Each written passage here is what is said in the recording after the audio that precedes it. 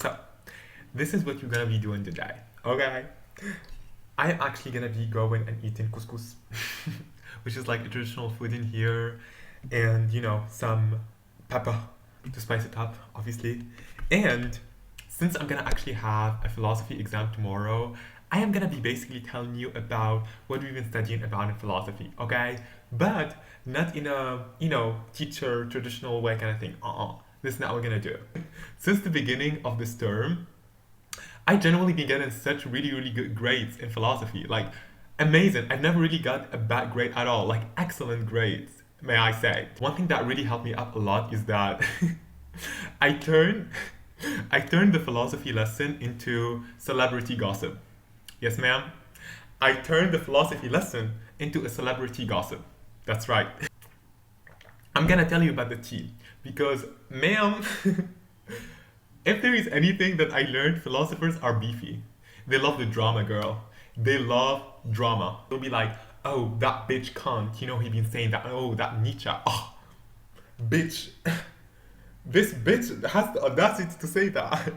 I guess the very one like that actually like really tops them all is that I guess Freud, yeah, like the one like that actually like did all of those like psychology, research and everything.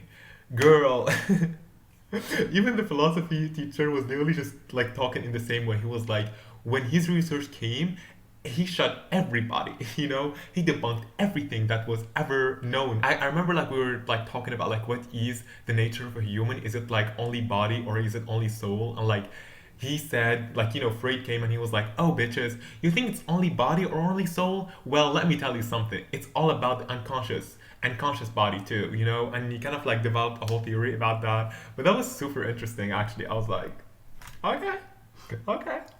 What we are studying about is basically happiness. Okay? There are some of them that I kind of know, but there are some of them that I was like, I didn't really think about this, but this is actually interesting.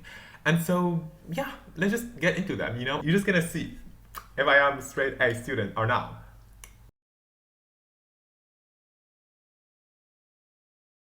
This video may not really seem like the most accurate when it comes to the philosopher's thoughts and ideas, and that was pretty much the point, I honestly wanted to create this video for you to actually think about happiness and how so many people like around human history thought about this question very differently and came up with their own ideas about that. And I think that's very fascinating, to be honest.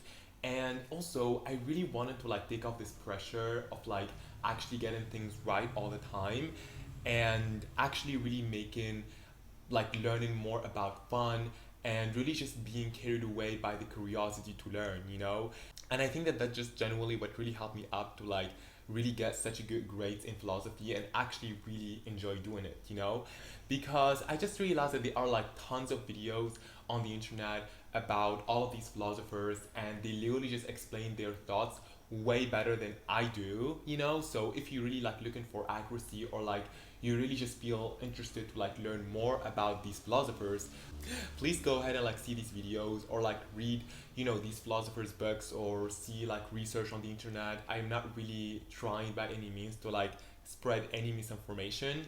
It's just that I wanted to like make a different type of video and I wanted to like tackle up different stuff that I feel like it's not that talked about. Yeah, that's it. The very first drag queen. Oh my god, just imagine Aristotle as drag queen. Oh my god, man. Aristotle, he wasn't back and observant like Nicki Minaj said, right? And he was like, hold up for a second. You know what I mean? When I go out in the streets, this is what I see. I see that people are actually thinking that happiness is linked to three things. First of all, these bitches be thinking that happiness is linked to fame. Well, let me tell you something, babe. There are a lot of famous people that are not happy at all. You know what I'm saying? You hear the drama, you hear the gossip every single time, you know what I mean? Rich people are depressed. They're like, if you really think that like happiness is related to fame, you're delusional, babe. You're delusional. Later on, he was like, oh, some people think like happiness is in money. Even when you really make like a certain amount of money, you're like always scared of losing that money in itself.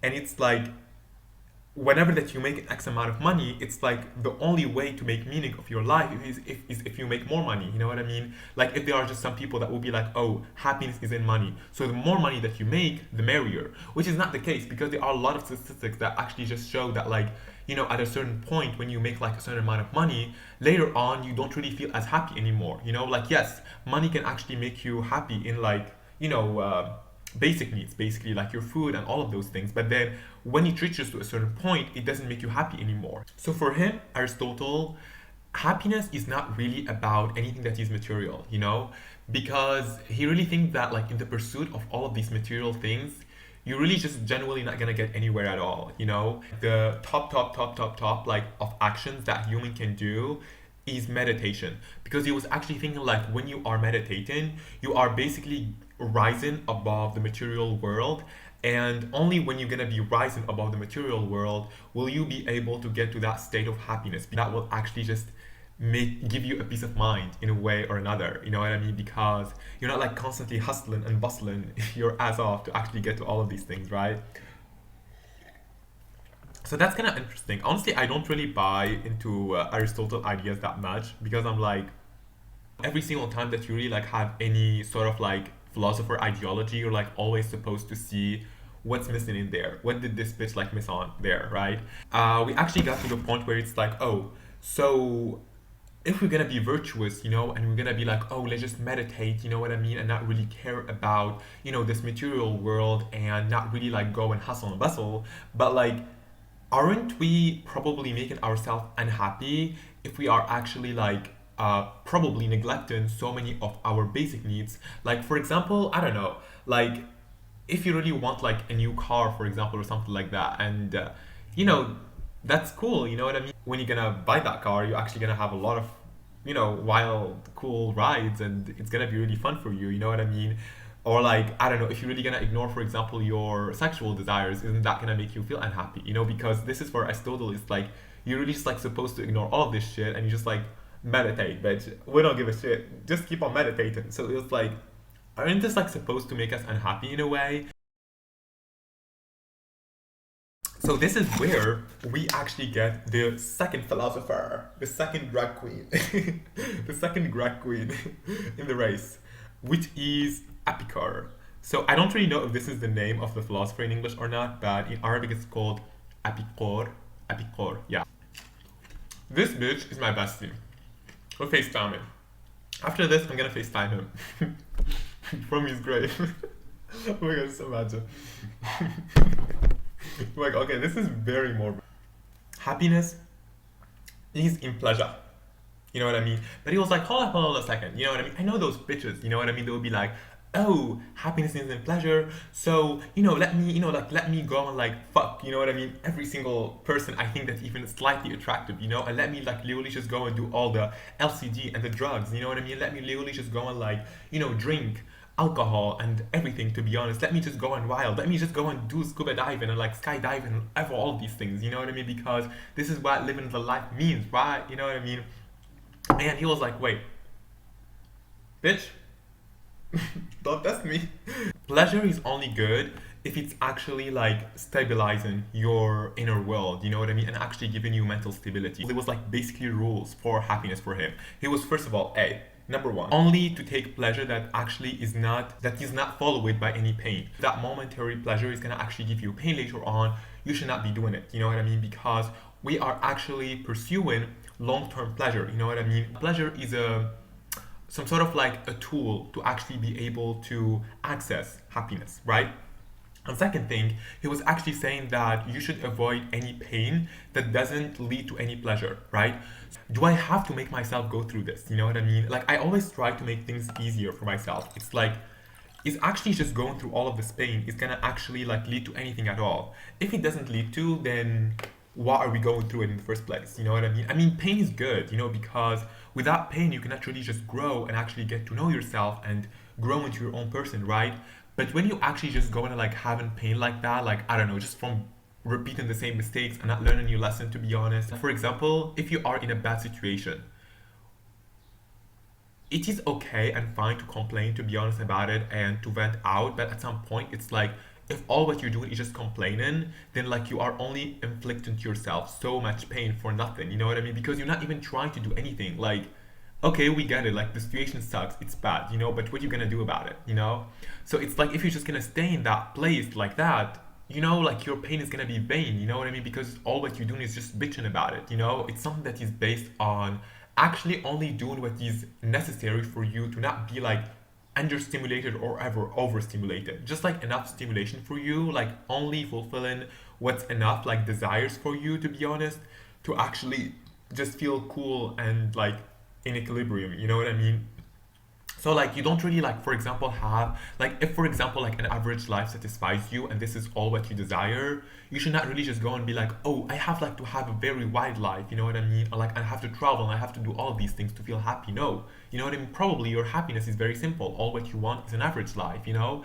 But if like for example a life of travel, you know what I mean, and like not taking the traditional path is what's gonna satisfy you, what's gonna make you happy, then go ahead and do it, bestie, you know? It's like just going and seeing what are your desires and just seeing is these desires going to be followed up by any pain? If they are not, go ahead and do it, bestie. And if you are going through a painful situation right now, just be like, is it really worth it to go through this pain because later on my life is going to get better or not? If it will, well, let's go, bestie. Honestly, out of all the philosophers, I feel like this is the one that speaks to me the most. My philosophy is hedonism and Taoism. That's it. You know, hedonism, Taoism, and House of Gucci. Afterwards, there was Kant, you know what I mean? When you are being ethical, you are doing good. And the top of good is happiness. So you see, so if you really would love to be happy, you should be ethical in your life, right? Y'all humans are so obsessed with like ethics, you know, and just like being righteous, you know. This is gonna be many times a barrier in front of your happiness because many times you just want to be goofy and silly and just want to like act the way that you actually want to, you know, without really caring about like your background and your social status and whatever, you know. So he was actually saying that if you really would love to be happy, you really just need to say a big F you to society. It's like basically just have your fucking bad reputation done with, you know what I mean, so that you can start living right now, you know. Just be an angsty teenager, babe. Just be an angsty teenager. And he was like, listen up, everybody, you know what I mean? We're not talking in here about ethics as set by society. Okay, we don't give a shit about that, girl. Okay, we are gonna set our own rules because we are a boss babe. You know what I'm saying? We are a boss babe. Whatever we deem to be ethical, we should abide by. And this is not actually obliging yourself anymore. Obliging becomes commitment. Okay? Yes, ma'am. Yes, ma'am. Set whatever rules you need to literally just get your happiness. You know what I mean? Are a lot of people that like follow a traditional path, you know what I mean, and they just really go about their life and never really question anything, you know, and they can still get a certain level of happiness, you know. But once you are conscious that you are being forced to do all of these things, this is when you will be like, you know, this is when like your consciousness is gonna torture you basically because you're like, oh, I gave up my free will, you know what I mean, I am doing something I do not want to do, and that consciousness is gonna torture you, you know what I mean. Fourth drag race in the race is Stuart Mill. What Stuart Mill was saying is that happiness is heavily linked to good. Okay, so that means that the more good that we do, the more that it benefits the people, you know what I mean, or it benefits you personally, the better, right? Like the more benefits we can reap, the better. If you really would love to, you know, feel good, to be honest, and just be happy, just try to do the most you can, you know what I mean? That's it. Try to help out the most people, you know what I mean? Try to improve yourself the most, you know what I mean? Just try to do the most as much as you can, right? And then we actually just concluded the lesson by, hey y'all, listen up, you know what I mean? This matter, you know what I mean? Happiness, how do we get it? It's gonna be always like a question that's gonna be existent through the centuries, right? There is no absolute happiness, there is no absolute pain in this world, you know, we're just always in between there, you know, and happiness is gonna always remain this thing that we are always seeking for. But something that is good about humans, they're always trying to do something bad, you know what I mean? They're always like agitated. You know, they're like, let me do this, let me do that. Because we humans are literally wired to hate boredom, and we're always trying to figure out something. We're literally like just machines that are like trying to figure out stuff up. There's always hope. You know what I mean? That you are like things that will get better. You know, there's always hope that you will actually feel happier. You know, there is always hope that like you will finally find a way to get to this mental stability more or less. Happiness is a butterfly. That's just it. Happiness is a butterfly. I feel like in that metaphor you can understand everything. Bye.